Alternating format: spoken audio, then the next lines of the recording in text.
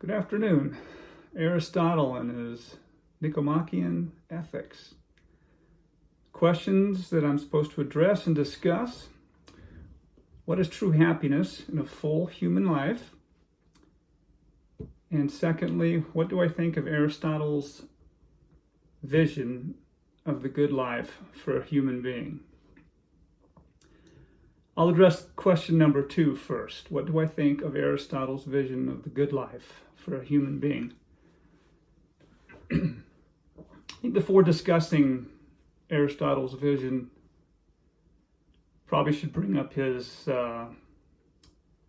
upbringing, because in my opinion, nothing is objective. Everything is relative and subjective to your environment and your upbringing, first few years of your life. Aristotle's father was a physician in the court of King Amnitus III. Hope I'm saying that correctly. And even though Aristotle's father died when he was about 13 years old, Aristotle would have been raised not by a peasant farmer. He wouldn't have been raised out working in the fields. He was likely familiar with the court, and he also likely got some education from his father, who was a physician. Being a physician for the king is not exactly a low upbringing. So when I think about Aristotle and how he talks about Eudaimonia or Eudaimonia, depending on who's pronouncing it, and how he defines the good life, or the life of flourishing, a life well lived, I can't help but think he's a bit biased, especially when he refers to the external goods that we need: good friends, wealth, political power, good children, and a noble birth in order to fully achieve eudaimonia, to achieve a life well lived or flourishing. I'm not too sure I agree with that. When I think about my upbringing, I went to 4 elementary schools, 3 junior highs. I was in 4 high schools in 4 different states.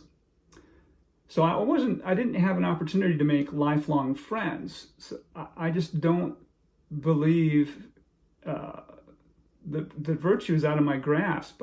We also were lower middle class, a humble upbringing. I wasn't noble birth, but I suppose one could say, because I was born white in this nation, and this is relevant, that I had some political power there. There were places I could walk into. There were places I could go, job interviews, things like that.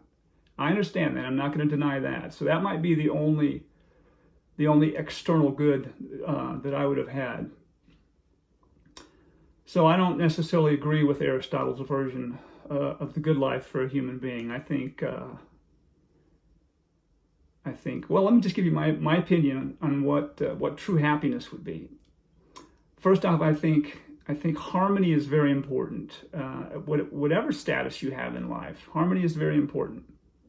Fitting into your environment, fitting in where you live, approval, and how do we get that? I would think that being in touch with your instinct. For example, something as simple as food. If it doesn't smell like food, it probably isn't. If it's not instinctive to you. So we all have an intellect. We all have an instinct. We all have an intuition. Accessing that, living with harmony. And an old adage that I've heard from many people, and I think this makes sense, is: did I leave the place better than when I found it? Did I leave the place better than when I found it? That can be true for doing a small job for someone. That can be true for career employment, for projects. That can be true for the project of life. After my time is gone here, after I transition to the next world, if that's the case, or whether I'm just taking a big dust nap, did I leave the place better than I found it? That's my opinion. Harmony, and did I leave the place better than I found it? That's all I've got.